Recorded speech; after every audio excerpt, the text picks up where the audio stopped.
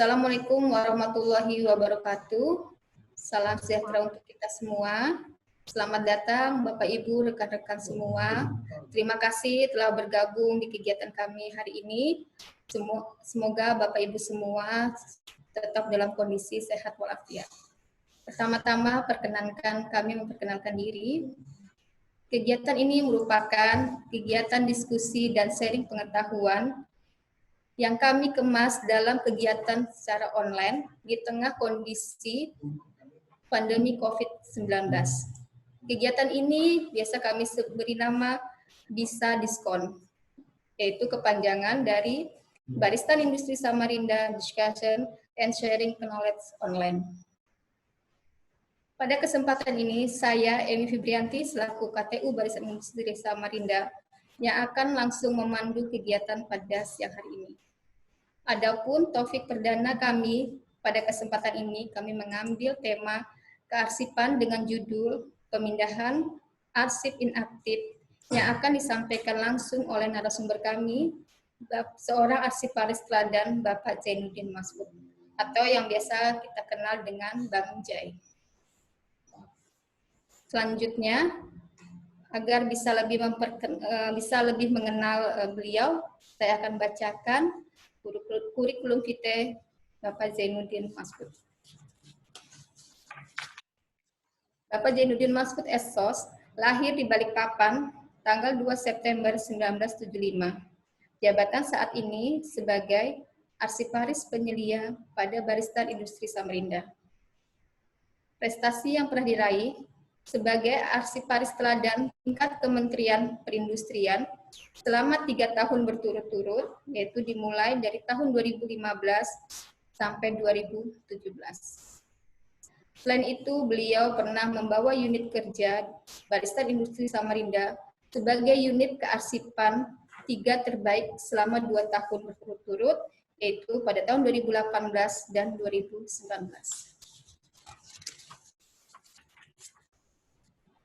Sebelum kita mulai acara, ada baiknya saya kembali membacakan tata tertib kegiatan pada siang hari ini.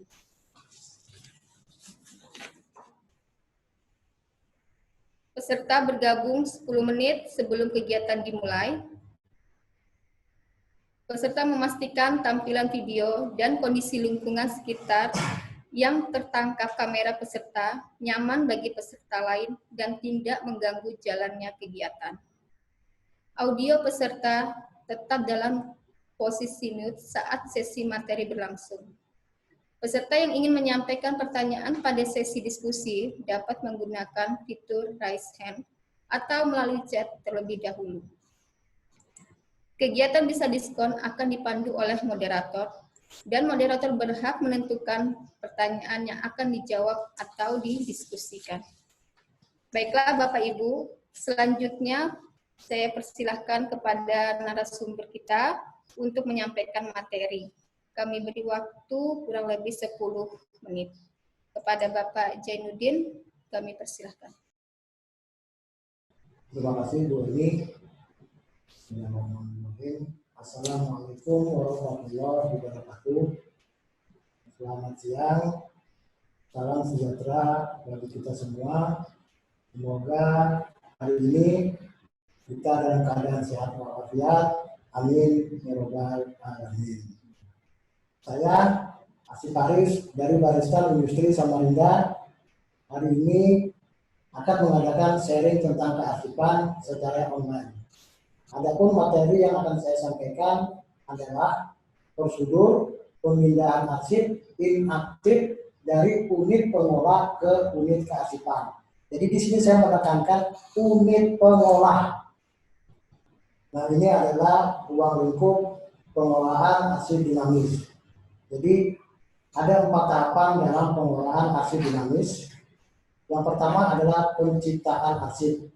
Penciptaan arsip ini dilaksanakan berdasarkan tata naskah dinas, klasifikasi arsip, jadwal retensi arsip, dan klasifikasi keamanan dan akses. Tahapan kedua adalah penggunaan arsip. Tahapan ketiga adalah pemeliharaan arsip, dan tahapan keempat adalah penyusutan arsip.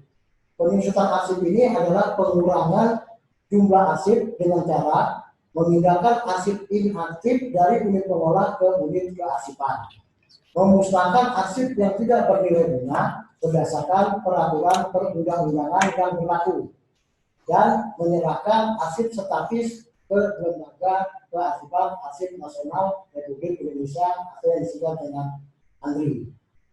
Nah, yang akan kita bahas pada hari ini adalah prosedur pengelolaan arsip pemindahan, maksud saya adalah prosedur pemindahan arsip inaktif dari unit pengolah ke unit kearsipan.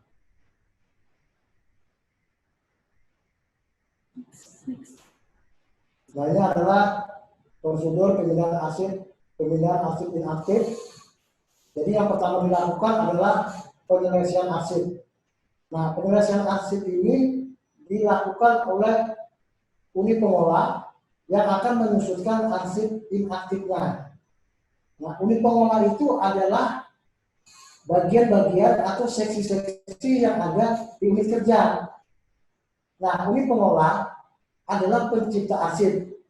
Arsip yang diciptakan adalah arsip kegiatan yang berdasarkan POK, yang arsipnya diberkaskan berdasarkan kode klasifikasi dan disimpan di sentral file unit pengolah sebagai arsip aktif.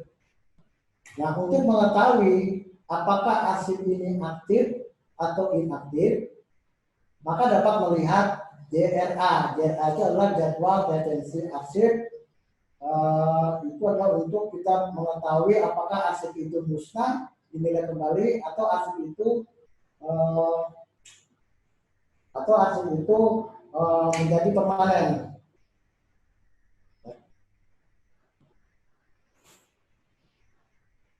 Nah, ini adalah daftar berkas pemindahan arsip inaktif. Jadi tahapan ketiga dari pengolahan arsip dinamis itu adalah pemeliharaan arsip. Pemeliharaan arsip itu dilaksanakan melalui kegiatan pemberkasan arsip. Nah, pemberkasan arsip ini dilakukan terhadap arsip yang dibuat dan diterima dan dilaksanakan berdasarkan kode klasifikasi yang menghasilkan daftar arsip. Nah, daftar arsip ini terdiri dari daftar berkas dan daftar isi berkas. Nah, arsip yang sudah inaktif itu didaftar secara lengkap di dalam daftar berkas arsip dan daftar isi berkas aktif. Nah, yang membuat daftar pemindahan ini adalah unit pengolah yang akan menyusutkan arsip inaktifnya.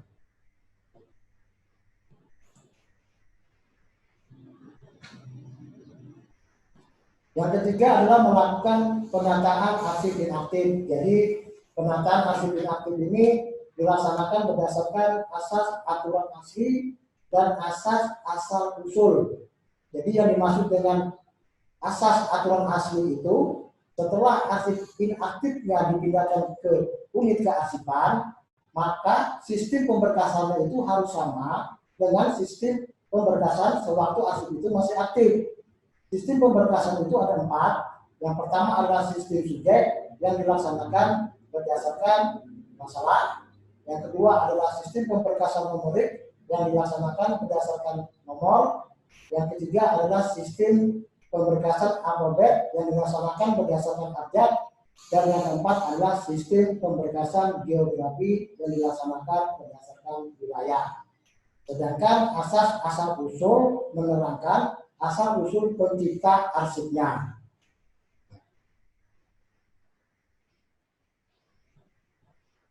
Nah, yang keempat adalah membuat berita acara pemindahan arsip inaktif.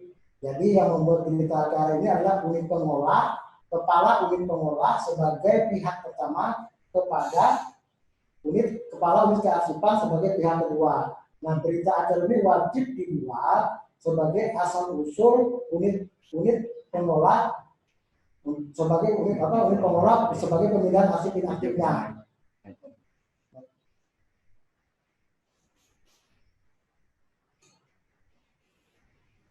Nah, ini adalah pelaksanaan pemindahan arsip inaktif. Jadi setelah arsip itu ditata di dalam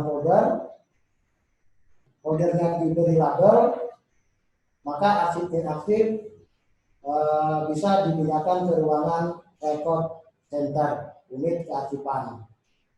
Jadi sarana prasarana dari arsip inaktif ini yang pertama adalah adanya folder atau kertas casing sebagai pembungkus arsip, yang kedua adalah box arsip, yang ketiga adalah rak arsip, dan yang keempat adalah ruangan record center. Nah, yang perlu kita pahami bahwa arsip aktif itu ada di central file unit pengolah, sedangkan arsip inaktif itu ada disimpan di record center unit kearsipan. Dan yang terakhir adalah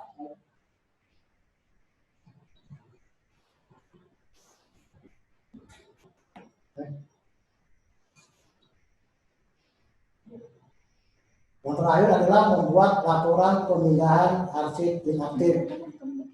Jadi laporan ini seperti biasa, ada pendahuluannya, ada langsung belakangnya, ada pelaksanaannya, ada hasil pelaksanaannya, dan penutup. Nah, jadi kesimpulannya dengan adanya pemindahan arsip inaktif ini tidak ada lagi penumpukan arsip di ruangan central file unit pengolah. Sekian, terima kasih. Waktu dan tempat saya kembalikan ke moderator. Terima kasih Pak Cenudin atas pemaparannya terkait pemindahan arsip inaktif. Untuk selanjutnya mungkin Bapak Ibu masih ada yang belum jelas atau masih ada yang mau didiskusikan. Monggo kami buka sesi diskusi ini. Untuk Bapak Ibu yang mau bertanya, silahkan menggunakan fitur raise hand atau melalui chat terlebih dahulu. Nanti kami akan membacakannya. Monggo Bapak Ibu, apabila ada yang mau bertanya, silahkan. Ini ada skrip pertama ya Pak, dari Pak Bambang, ingin menanyakan, apakah beda daftar berkas dan daftar isi berkas? Mungkin tadi Pak Zainuddin ada menyebutkannya di kolom tabel tadi memang ada daftar berkas dan daftar isi berkas. Mungkin Pak Zainuddin bisa dijelaskan pertanyaan dari Pak Bambang. Mohon maaf Pak Bambang, dari unit mana ya Pak? Pak Zainuddin bisa langsung dijawab aja Pak. Ya, terima kasih kepada Pak Bambang yang menanyakan apa bedanya daftar berkas dan daftar isi berkas. Pertanyaannya sangat bagus sekali karena ini adalah permasalahan yang sering dihadapi oleh pengelola kearsipan. Jadi bingung apa itu daftar berkas, apa itu daftar isi berkas. Jadi gini Pak ya, daftar berkas itu adalah informasi misalnya dalam kegiatan itu ada arsip tentang kegiatan yang berdasarkan POK itu tentang pameran. Nah, pameran ini kan biasanya ada di seksi Gastek ya misalnya Pak ya. Nah, maka daftar berkasnya itu isinya adalah kegiatan pameran berdasarkan POK nomor berapa di Makassar misalnya Pak ya. Nah, daftar isi berkasnya itu adalah surat masuk tentang pameran, surat keluar tentang balasan pameran, surat penugasannya tentang masalah pameran, sampai ke laporan kegiatannya. Nah, itulah yang membedakan daftar berkas dan daftar isi berkas. Nah, kalau Bapak dari perindustrian, Kementerian Perindustrian, daftar berkas dan daftar isi berkas itu sudah digabung satu kolom. Jadi tidak perlu lagi dipisahkan. Bapak bisa kembali ke daftar. Jadi begitu Pak Bambang ya. Jadi daftar berkas itu kegiatannya, sedangkan daftar isi berkas itu isi dari kegiatannya. Nah, ini adalah daftar berkas pemindahan arsip dari Kementerian Perindustrian. Ini saya ambil dari SIKA. Jadi di sini jelas. Jadi daftar berkas itu adalah informasi arsip. Di situ jelas misalnya kegiatan pameran yang berdasarkan POK nomor sekian-sekian di Makassar misalnya. Isi berkasnya apa aja. Jadi ada surat masuknya, ada surat keluarnya, ada berita acaranya, ada surat penugasannya, sampai laporan. Itulah yang dinamakan isi berkas. Kira-kira jelas nggak Pak ya? Halo Pak Bambang, bisa ini Pak komennya Pak?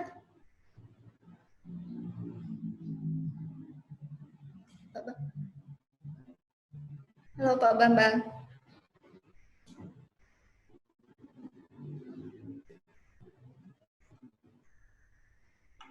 Ada suaranya?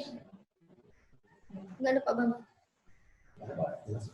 Oh, cukup jelas. Oh, Pak Bambang sudah ini ada di chat ya, sudah cukup jelas. Terima kasih ya Pak. Mungkin selanjutnya kita masuk pertanyaan yang ada di chat dari Pak Melki Irwandi. Ini mungkin Pak Melki, Pak Jen ini sudah tahu mungkin Pak ya dari kementerian kita juga ya Pak? Dari Barisan Palembang. Oh, dari Barisan Palembang. Terima kasih atas paparan singkatnya Bang Jai. Yang ingin ditanyakan ada pada laporan ada metode pelaksanaan. Bisa dijelaskan maksud metode tersebut? Terima kasih. Mohon Pak Jainuddin bisa dijelaskan tadi yang ditanyakan terkait metode pelaksanaan yang terdapat di laporan. Ya, terima kasih Pak Melki. Ya, Jadi maksudnya laporan pelaksanaannya itu pelaksanaan pemindahannya itu pada hari apa? Misalnya dilaksanakan pada hari Rabu di Barisan Palembang. Itulah yang dimaksud dengan pelaksanaannya. Kira begitu jawabannya Pak. Iya. Bagaimana Pak Melki? Cukup jelas Pak? Ya, cukup jelas Ibu. Cuman maksudnya di situ mungkin ada mau ditanggapin kembali Pak? Iya, di situ kan ada satu isian seperti apa gitu ya Pak Melki? Iya. Apakah seperti itu yang diisikan atau seperti ada yang lain atau cuman kita pemindahannya di hari itu jadwalnya seperti itu ya Pak Jaya? Baik Bang Jaya, bisa di ini yang ditanyakan itu metode yang seperti apa? Apa yang ada seperti di SIKA atau ada metode lain lagi seperti itu Pak Melki ya? Iya. Biar keseragaman aja Bu. Baik. Ya Pak Melki, terima kasih Pak Melki. Ya, jadi sebenarnya itu Melki itu pelajaran kita kemarin Pak Melki. Itu pelajaran kita kemarin loh. Jadi metodenya itu menggunakan apa kita? Mungkin bisa dijelaskan Pak Janudin?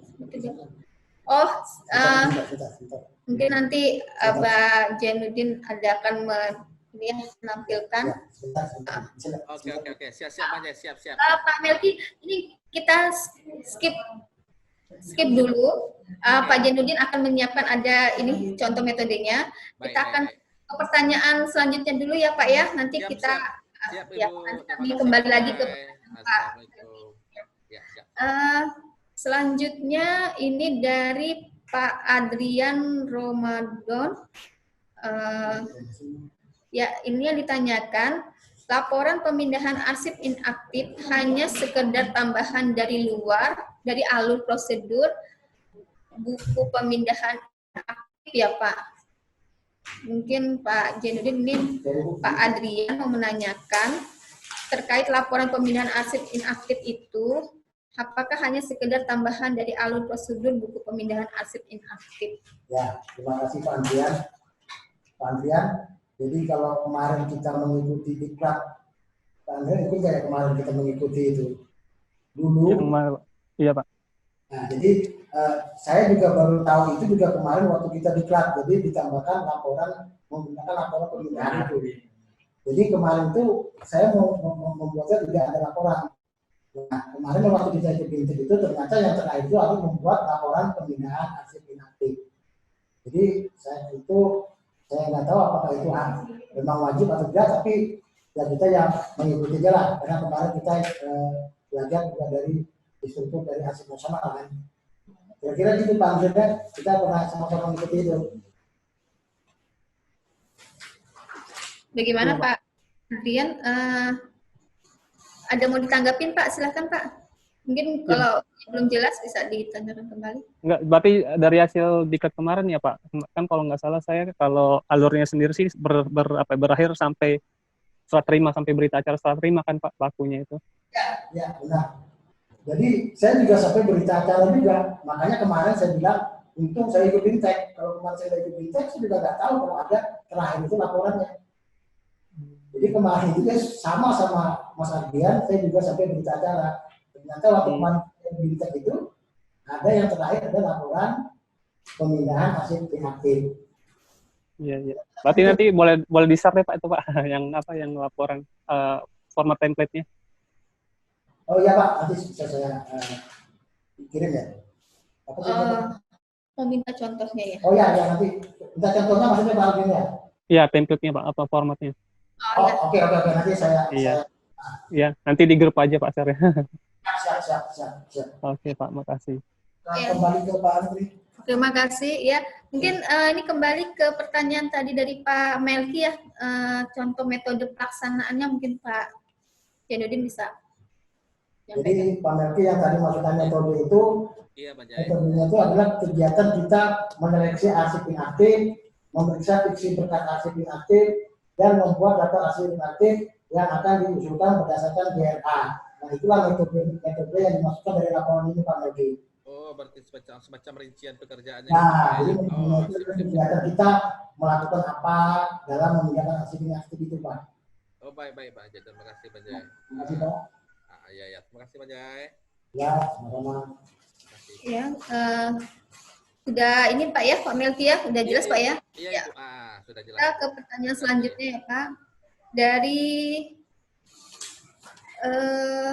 Anis Rohmawati dari BSI ya, Kementerian Perindustrian, menanyakan terkait dengan hak akses. Biasanya bagaimana Pak Jai menentukan personil yang memiliki hak akses tersebut? Nah, Pak Jai yang ditanyakan kriteria apa yang ditentukan untuk menentukan personil yang bisa memiliki hak akses tersebut? Mungkin Pak Jainuddin bisa dijawab. Ya, terima kasih Bu Anis ya. Jadi hak akses ini kan yang dapat melihat arsip kita. Misalnya kalau yang seperti biasa ini yang punya saya di barisan ini adalah yang biasa, yang semua eselon 4 eselon 3 bisa lihat. Tapi mungkin arsip-arsip yang dianggap arsip-arsip yang dikecualikan kayak yang itu tidak bisa semua eselon bisa melihatnya. Nah, yang saya sekarang kerjakannya adalah arsip-arsip yang bisa dilihat yang diakses oleh eselon 4 dan eselon 3. Jadi mungkin ini saya juga belum pernah melakukan, tapi saya berkira mungkin ada arsip-arsip yang dianggap rahasia yang dikecualikan itu mungkin yang tidak boleh semua bisa melihatnya. Mungkin begitu aja Bu ya. Baik Pak. Soalnya kan kalau di BSI banyak ya Pak ya pengguna arsipnya itu gitu. Jadi nggak hanya sekedar pejabatnya aja ya Pak ya dasarnya. Iya Bu. Bisa struktural. Bisa fungsional juga. Ya kan biasanya kita kan adalah surat-surat yang biasa yang korespondensi itu biasa. Ya cuma juga tidak boleh juga orang semua bisa melihat dengan cara kita harus meminjam kepada arsip-arisnya atau kepada pengolahnya gitu. Jadi tidak semua orang bisa mengambil Bu. Ada prosedur dalam peminjaman arsip Bu. Ada offset yang untuk melakukan orang meminjam arsip. Jadi tidak semua bisa orang lihat, tapi bisa dengan cara meminjamkan arsip. Demikian Bu. Baik Pak, makasih Pak Jai. Ya, mungkin Bu Anis, saya ada sedikit menambahkan Bu ya, karena boleh Bu. Kearsipan di bawah TU, jadi memang di kearsipan kami memang kita bedakan antara ada yang arsip vital ya Bu ya, yang untuk yang berkas-berkas yang penting itu memang tidak semua bisa ada akses ke dalam tuh biasanya melalui Kasubag TU seperti itu. Itu beda dengan arsip-arsip yang sifatnya korespondensi tadi. Jadi kita memang ada ruangannya pun kita pisahkan dengan lemari yang lebih khusus seperti itu, Bu. Aksesnya pun agak beda dengan yang korespondensi tadi. Jadi itu mungkin ada persetujuan terutama dari minimal dari Kasubag TU seperti itu Bu. Kalau di tempat kami seperti itu mungkin. Berarti ada prosedur sendiri yang mengatur tentang hak akses arsip itu sendiri ya Bu ya? Iya benar Bu, seperti itu. Terutama untuk arsip-arsip yang vital seperti itu. Baik, baik. Terima kasih. Cukup jelas, Bu. Pak J. Ya, terima kasih. Bu. Ya, terima kasih Bu Anis. Sebelum ke Ibu Riris, ini ada dari Ibu Yusri Palembang menanyakan bagaimana untuk menyeleksi arsip aktif menjadi arsip inaktif. Apa kriteria yang paling penting? Mungkin Pak Jenudin silakan. Ya, terima kasih Bu Yusri dari Palembang. Jadi pertanyaannya bagaimana menyeleksi arsip aktif menjadi inaktif. Sebenarnya kita mempunyai pedoman yaitu jadwal retensi arsip. Pedoman jadwal retensi arsip JRA itu yang kita pakai patokannya Bu. Jadi kan jelas di situ. Misalnya saya contohkan di sini misalnya ada arsip pameran misalnya. Pameran itu aktifnya 1 tahun, inaktifnya 2 tahun. Berarti setelah dalam 1 tahun dia akan dipindahkan menjadi arsip inaktif. Jadi kita tidak bisa melihat kemana, kita melihat dengan pedoman jadwal retensi arsip yang dimiliki oleh kementerian-kementerian. Saya kira itu Bu. Ya, terima kasih Pak. Bagaimana? Berarti dari JRA-nya. Ya, JRA itu sudah menentukan, jadi kita tidak boleh melihat lagi kemana Bu. JRA itu saja kita lihat. Apa arsipnya di situ? Bukan hanya apa, bukan frekuensinya saja ya Pak ya. Oh, enggak. Tetap harus mengacu ke JRA. Iya, nggak boleh kita menyimpang dari JRA Bu. Jadi JRA itu yang kita tentukan. Misalnya ada STU itu sekarang cuma kalau tidak salah itu 1 tahun sudah inaktif, maka dia harus dipindahkan. 3 tahun inaktif harus dimusnahkan, tapi bisa diperpanjang kalau masih dibutuhkan. Kira-kira begitu Bu. Ya baik, terima kasih Bang Cai. Sama-sama Bu. Ya. Bagaimana Bu Yusri? Sudah ini Bu ya? Sudah jelas, cukup jelas? Ya, terima kasih. Selanjutnya ke Bu Riris dari BBIA mau menanyakan penomoran berita acara pemindahan arsip memakai nomor agenda apa? Bisa nota dinas atau perlu membuat agenda baru khusus untuk berita acara tersebut. Jadi yang ditanyakan bagaimana penomoran berita acara pemindahan arsip tersebut, apakah ada nomor agendanya dan juga apakah harus membuat agenda baru lagi seperti itu.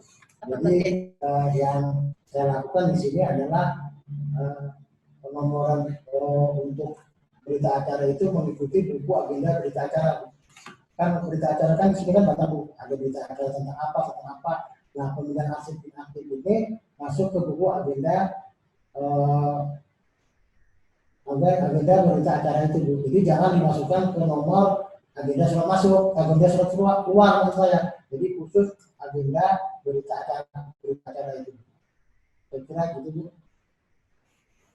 Bagaimana Bu Riris? Jadi agendanya ada buku tersendiri ya Pak Jainuddin ya? Tidak bergabung dengan atau bisa bergabung dengan berita acara yang lain atau khusus berita acara untuk arsip aja itu? Ya, kalau yang kita dilakukan di Samarinda, kita menggunakan buku berita acara. Jadi tidak sendiri, kalau satu sendiri terlalu mubazir menurut saya. Oh, jadi tetap bergabung dengan berita acara yang lain ya? Iya. Oke.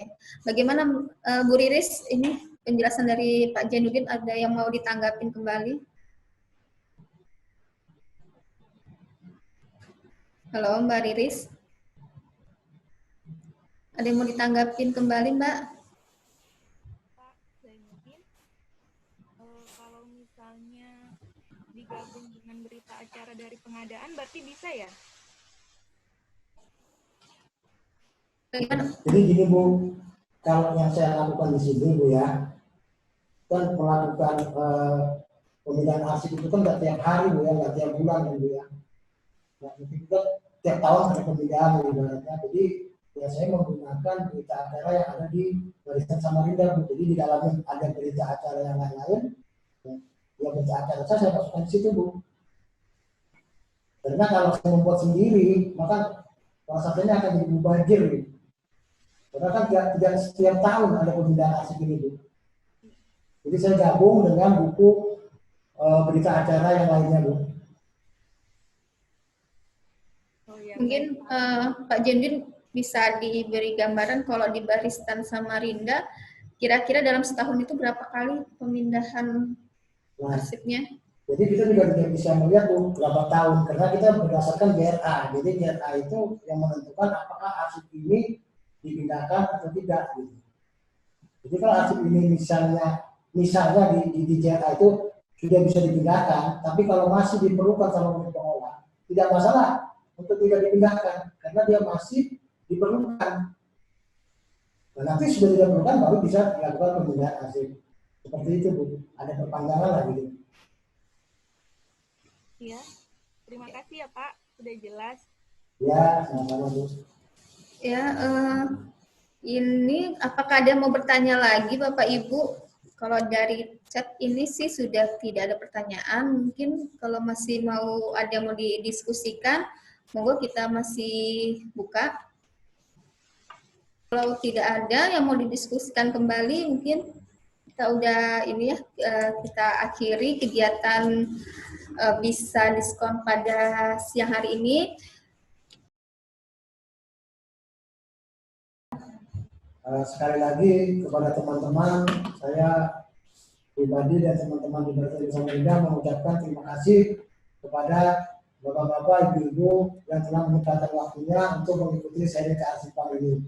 Mudah-mudahan sharing ini ada manfaatnya bagi kita semua. Demikian penyampaian saya, atas perhatiannya kami ucapkan terima kasih. Assalamualaikum warahmatullahi wabarakatuh. Waalaikumsalam.